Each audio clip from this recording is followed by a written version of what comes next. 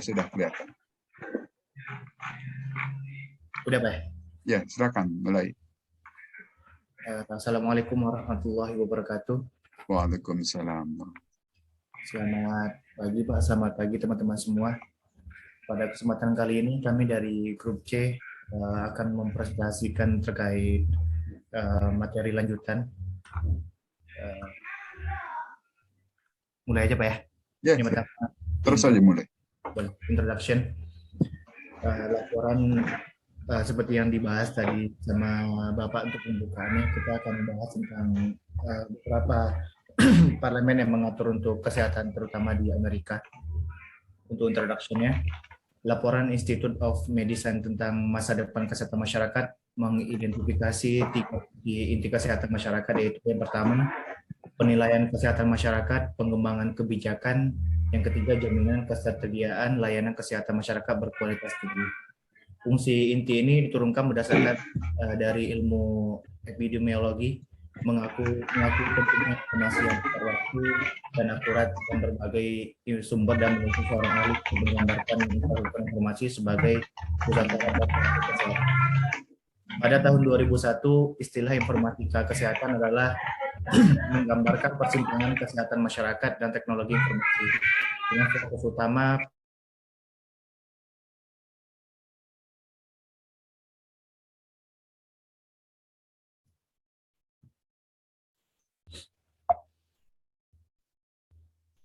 selanjutnya. Beberapa anggota komunitas kesehatan masyarakat menggunakan teknologi sistem komputer untuk melakukan kegiatan seperti yang pertama, pelacakan penyakit, pengawasan, yang ketiga yaitu layanan pendaftaran. Pendanaan dari Pusat Pengendalian dan Pencegahan Penyakit atau disebut dengan CDC terbatas dan terkategori, di mana banyak aplikasi khusus untuk mendeteksi penyakit yang belum memiliki standar tertentu dan dapat dioperasikan. Ini terjadi karena kurangnya pemeliharaan dan dukungan berupa pelatihan oleh Departemen Kesehatan, sehingga hanya sedikit tenaga kesehatan yang terlatih untuk menggunakan aplikasi tersebut.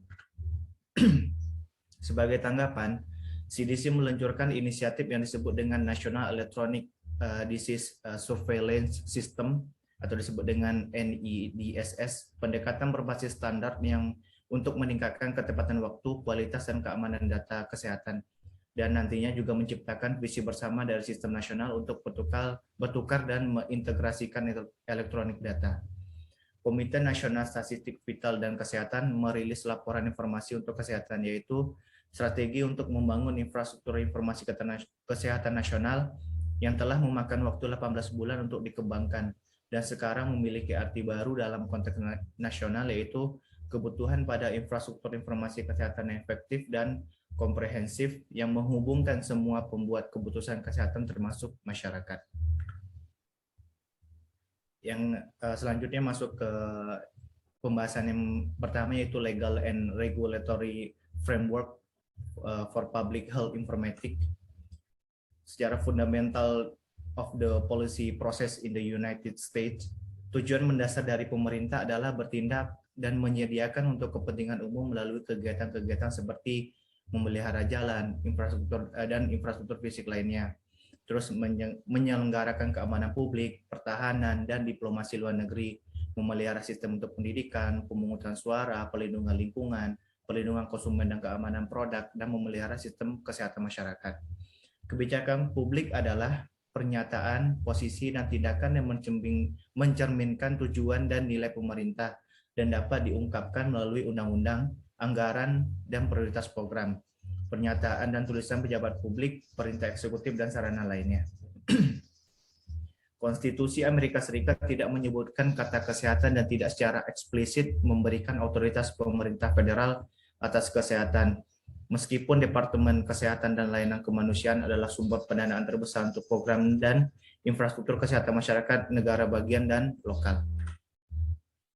Negara bagian menanggung sebagian besar tanggung jawab hukum dan kesehatan, peraturan asuransi, lisensi profesional dan kredensial, dan kegiatan lainnya yang berkaitan dengan kesehatan dan kesejahteraan penduduk mereka. Dengan demikian, hukum kesehatan masyarakat di Amerika Serikat mencakup sistem federal dan 50 sistem hukum negara bagian yang terpisah, yang semuanya memiliki struktur sendiri dan untuk mengatur dan mendanai lembaga kesehatan lokal.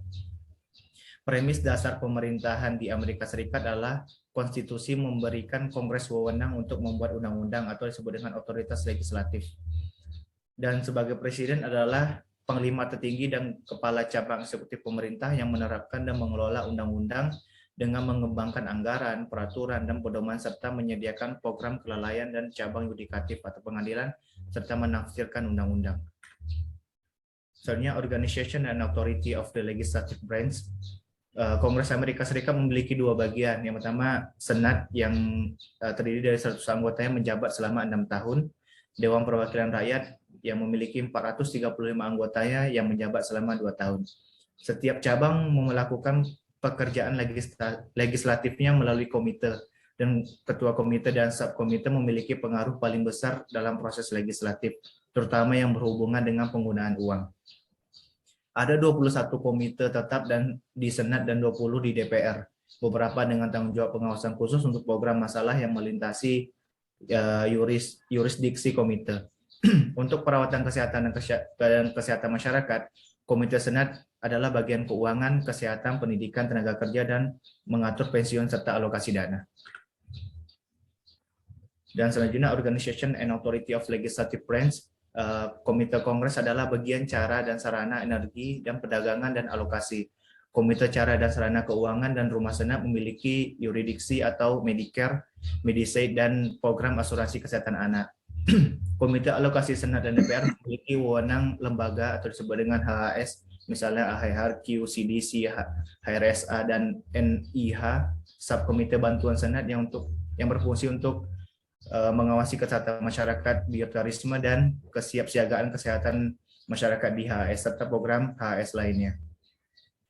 Anggota komite sering mengembangkan keahlian di bidang yang mereka cakup, dan keahlian mereka dapat diakui dan diandalkan oleh rekan-rekan sesama mereka. Namun banyak masalah untuk memerlukan penelitian dan analisa kebijakan yang lebih mendalam daripada yang mungkin punya waktu untuk melakukannya. Dan anggota serta staf profesional dapat mencari informasi dari sumber lainnya, seperti laporan dari Institute of Medicine, Government Accountability Office, Congressional Research Service, dan asosiasi profesional seperti AMIA, APHA, dan ASPRO.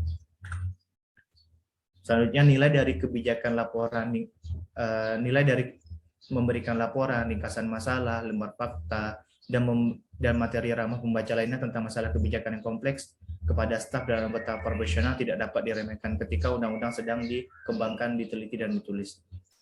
Ini merupakan kabinet level yang ada di Amerika yang mengatur beberapa departemen kesehatan dan pengaturan beberapa layanan negara lainnya. Selanjutnya, ini Organization and Authority of the Executive Branch. Presiden memimpin cabang eksekutif pemerintahan yang diatur ke dalam 15 departemen setingkat kabinet seperti Departemen Kesehatan dan Layanan Kemanusiaan, Pertanian, dan Keamanan Dalam Negeri, serta beberapa lembaga tingkat eksekutif lainnya seperti Kantor Manajemen dan Anggaran, Pemerintah Kantor Akuntabilitas, dan masih banyak lainnya. Seperti ditunjukkan pada gambar sebelumnya, ada beberapa departemen setingkat kabinet yang yurisdiksi atau kegiatan berdampak pada bidang informatika kesehatan masyarakat dan teknologi informasi kesehatan.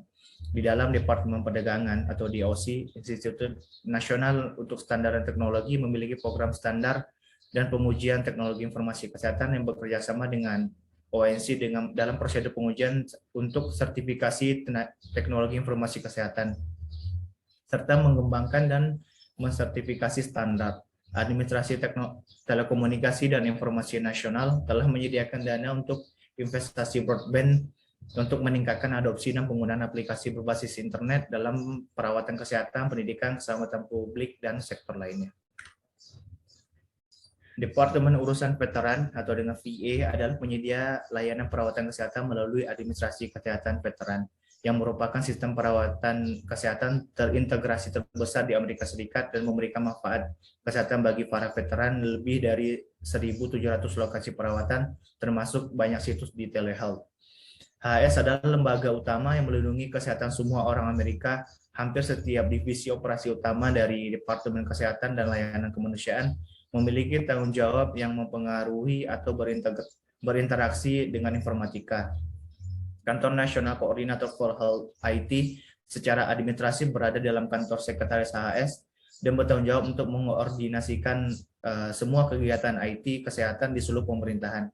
Ini mendukung upaya negara untuk mengadopsi teknologi informasi kesehatan dan untuk mempromosikan pertukaran informasi kesehatan untuk meningkatkan perawatan kesehatan. Sejak tahun 2004, Agency of Healthcare Research and Quality telah menyediakan panduan dan alat bantuan teknis untuk organisasi perawatan kesehatan yang merencanakan, mengadopsi, mengevaluasi teknologi informasi kesehatan. Ini adalah agen federal utama untuk meningkatkan Amerika. CDC atau Pusat Pengendalian dan Pencegahan Penyakit adalah lembaga kesehatan masyarakat federal terkemuka di negara tersebut dengan tanggung jawab untuk bekerja dengan Departemen Kesehatan negara bagian ataupun lokal dalam promosi kesehatan, pencegahan penyakit, kesiapsiagaan darurat. Ini memiliki konsentrasi minat dan keahlian tertinggi dalam informatika kesehatan masyarakat di seluruh pemerintah federal. Dan dari 2005 sampai hingga 2008, CDC juga memiliki Pusat Nasional untuk Informatika Kesehatan Masyarakat. Di Institut Kesehatan Nasional atau NLM, Perpustakaan Kedokteran Nasional, dan semua institut NIH bekerja dengan data kesehatan elektronik. Dan NLM memainkan peran federal utama dalam mengembangkan standar terminologi klinis untuk teknologi informasi kesehatan. NLM juga memberikan dukungan untuk beasiswa informatika baik di LMM maupun melalui program pelatihan berbasis universitas yang mereka sponsori. Administrasi layanan penyalahgunaan zat dan kesehatan mental atau disebut dengan SAMHSA adalah lembaga kesehatan berlaku utama untuk mengintegrasi semua layanan yang ada serta memainkan peran utama dalam melakukan tanggap bencana. Selanjutnya akan